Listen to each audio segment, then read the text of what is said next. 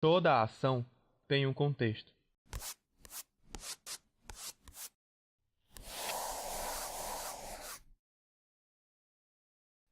É fácil visualizar como o universo de uma obra pode ser essencial para o seu sucesso.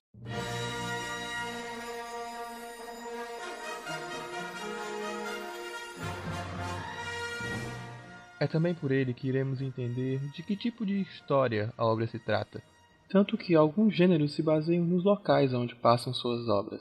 You ain't gonna drink that in here. You guessed it.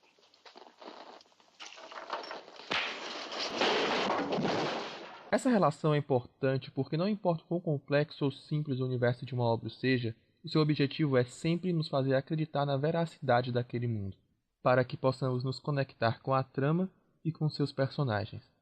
Até porque, assim como pessoas reais, é o ambiente que os personagens vivem que acaba moldando o seu comportamento, sua personalidade e o seu modo de vida. E a integração desses personagens com o universo é o que acaba dando credibilidade às suas ações dentro da história. No entanto, muitas vezes o mundo dos personagens está ali apenas para situá-los no tempo e no espaço, tendo pouca importância para os seus conflitos pessoais. Nada do que eles fazem conversa profundamente com aquele mundo e nem vice-versa. Várias histórias, entretanto, usam o seu mundo como meio de comentar sobre os conflitos e temas de seu enredo. Esse tipo de relação acaba sendo muito mais usada em obras de fantasia e principalmente ficção científica. Só que existe uma obra que conseguiu não pertencer a nenhum desses dois gêneros e ainda assim utilizar o seu cenário como participante ativo de sua narrativa e de sua mensagem. Rurouni Kenshin.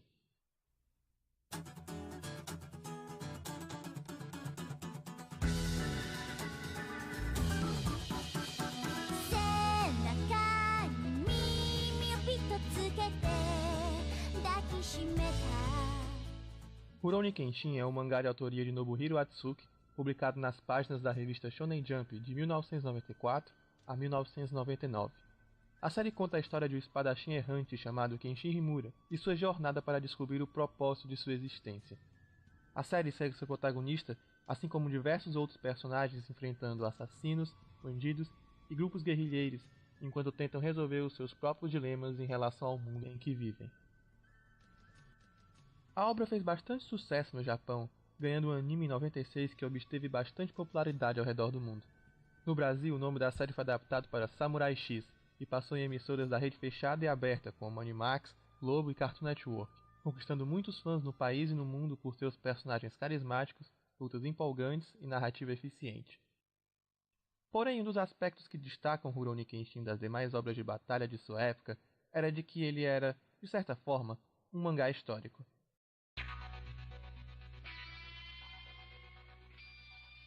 O enredo de Rurouni Kenshin se passa durante a Era Meiji, período da história do Japão que ocorre entre o final do século XIX e o começo do século XX, marcado por uma intensa mudança de organização social, política e econômica do país. O Japão, que era até o momento uma nação economicamente fechada e politicamente próxima ao feudalismo, se torna uma monarquia constitucional com intensos investimentos em industrialização, militarização e comércio internacional. Os últimos anos do período anterior, marcado por guerras internas entre os que defendiam o shogunato e a monarquia, foi chamado de Bakumatsu, o último período de conflitos antes de surgir o novo Japão pré-Segunda Guerra. Rurouni Kenshin se passa 10 anos após o início da Era Meiji, quando as tradições do antigo período ainda estão muito vivas na mente e na memória da população. E devido a isso, vários conflitos sociais acabam emergindo, influenciados pelas intensas modificações que aconteciam naquela época. Para um país que havia permanecido, de maneira geral, politicamente estável durante centenas de anos, não havia como uma transição de poder e influência ser implementada de maneira tão rápida sem causar sérios danos. E é utilizando esses elementos que Rurouni Kenshin constrói seu universo, criando a sua própria imagem da Era Meiji. Há um grande trabalho de pesquisa para que o contexto histórico e cultural daquela época seja crível de maneira geral, e principalmente para que essa ambientação fosse um agente ativo e indispensável do enredo da obra. Para este fim, a obra sempre tentou reforçar o seu contexto através de três maneiras, utilizadas quase sempre em conjunto e de frequência surpreendentemente constante.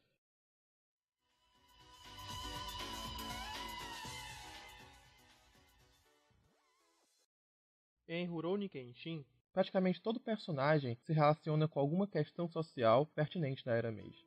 Pode parecer óbvio que personagens como Yahiko, descendente de uma família de samurais miserável, simbolize a queda dessa classe social depois de sua dissolução pelo imperador, ou que o passado de Sanosuke, com a traição do Sekihotai, seja uma imagem dos crimes de guerra que os monarquistas provocaram para chegar ao poder, ou que Megumi e o arco da Oniwa Banshu fale explicitamente sobre o comércio de ópio no continente asiático na segunda metade do século XIX.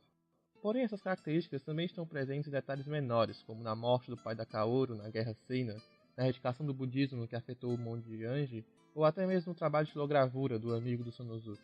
Cada personagem, por menor que seja, adiciona uma nova informação ao mundo da obra. E até mesmo informações que não seriam significantes em outras séries, se tornam parte da identidade da obra pela sua constância e relação temática com o enredo.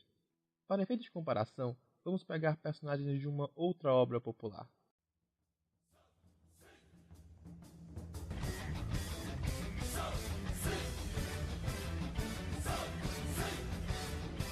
Se vocês pensarem nos personagens de Naruto, existem personagens como o Neji, que é descendente de um braço secundário de seu clã, que na verdade serve como um único e interessante ponto de vista sobre as interações internas dos clãs. E há também o Gaara, que passou a vida toda sendo rejeitado a ponto de ser praticamente um psicopata, o que ilustra, junto com Naruto, a rejeição que o Jinchuriki sofre naquela sociedade. Há também os conflitos dos personagens do passado, como os Hokages, cujos problemas e suas soluções acabaram construindo as vilas como elas são hoje. Porém, de uma maneira geral, é a porcentagem muito baixa dos personagens que tem algum conflito sinceramente estimulado pelo contexto social em que vive. Cada um possui objetivos e problemas muito específicos, relacionados à sua situação pessoal e que pouco representam em relação aos dilemas mais amplos do universo da série. É simplesmente uma escolha da obra criar conflitos de perspectivas muito mais pessoais nos personagens do que relacioná-los a algum contexto social, e isso é seguido por vários shonens da mesma época ou posteriores. No entanto, Rurouni Kenshin sempre tenta inserir os conflitos pessoais dos personagens como um subproduto de uma questão social mais ampla, o que torna suas ações e decisões tomadas dentro de um contexto. E esse elemento tem sua importância ampliada quando falamos dos vilões da série.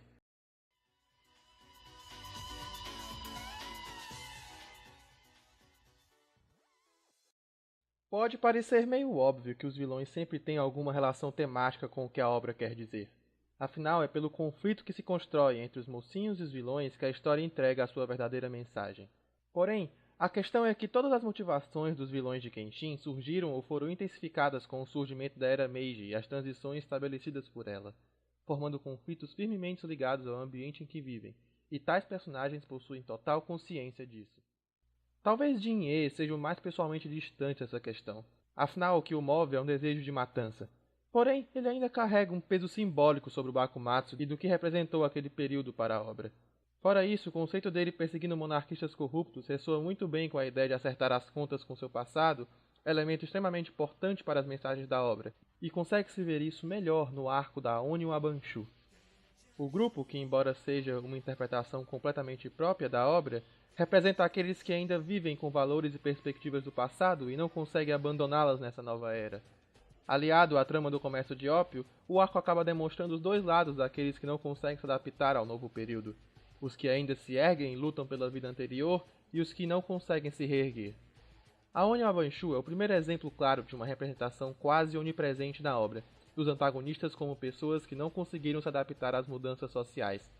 Jin-E, Aoshi, Raijuta e Shishio possuem a mentalidade presa a valores antigos que não se adequam mais à época em que vivem, e ao invés de aprenderem a lidar com esse problema, prejudicam as pessoas ao seu redor e tentam forçá-las a se submeterem à sua filosofia. Raijuta, com sua ideologia da espada para a morte, comenta sobre o tradicionalismo japonês através de sua obsessão bélica pela arma e método de luta mais icônico dos japoneses, método que foi vencido pelo poder de fogo ocidental pouco antes do surgimento da Era Meiji. A arte da espada se tornando obsoleta e frágil em um período de intensa ocidentalização do Japão e suas ferramentas sendo usadas como objeto de decoração para investidores ocidentais, demonstra o ponto que o personagem quer dizer em seu objetivo. E enquanto esses três falam quase que exclusivamente sobre os fantasmas no passado, Shishio adiciona mais uma camada a esse cenário, sendo um erro do período anterior, ao mesmo tempo que representa uma crítica ao pensamento fascista e imperialista que se estabeleceu no Japão pré-Segunda Guerra, tornando-se a representação dos erros que a Era Meiji acabou alimentando. E por falar em erros da Era Meiji, esse assunto nos leva ao terceiro ponto.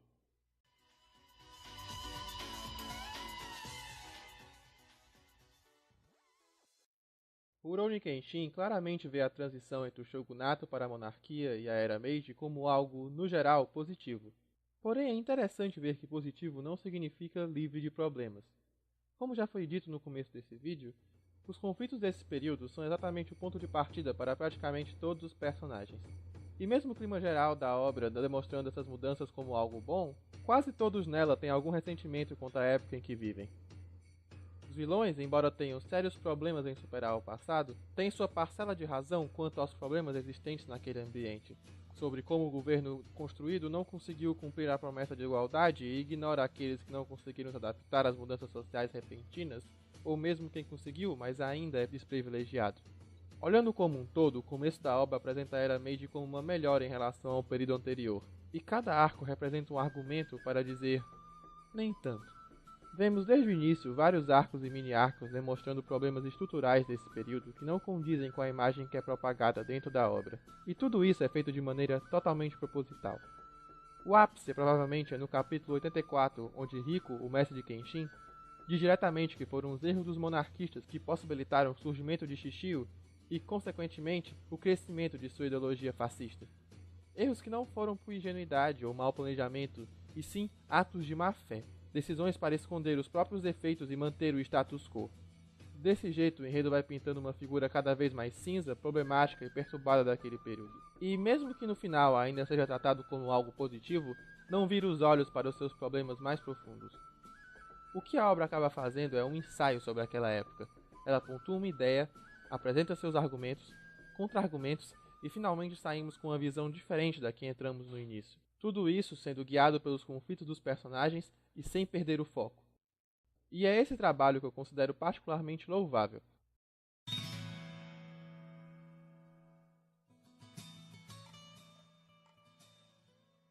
É difícil ver um universo que não seja de fantasia ou ficção científica ser tão bem trabalhado como em Rurouni Kenshin. Algumas pessoas irão dizer que é mais fácil exatamente por se tratar de um período histórico real, e elas têm a sua parcela de razão. Porém, mesmo outras obras situadas em períodos históricos se focam em alguns poucos elementos daquela sociedade e tocam os seus conflitos a partir dali.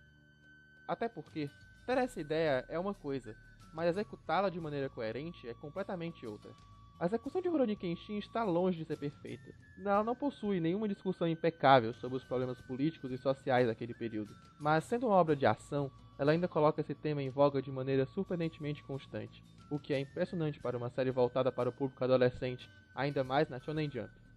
Mesmo que não possa ser levado em consideração para o conceito sobre a real Era Meiji, ainda é um ótimo exemplo de como trabalhar conflitos dentro de um universo fictício e fazer com que ele pareça um mundo vivo, dinâmico e com personalidade própria, tendo tanta participação ativa e essencial para o enredo que é possível considerá-lo sim o verdadeiro protagonista de Rurouni Kenshin.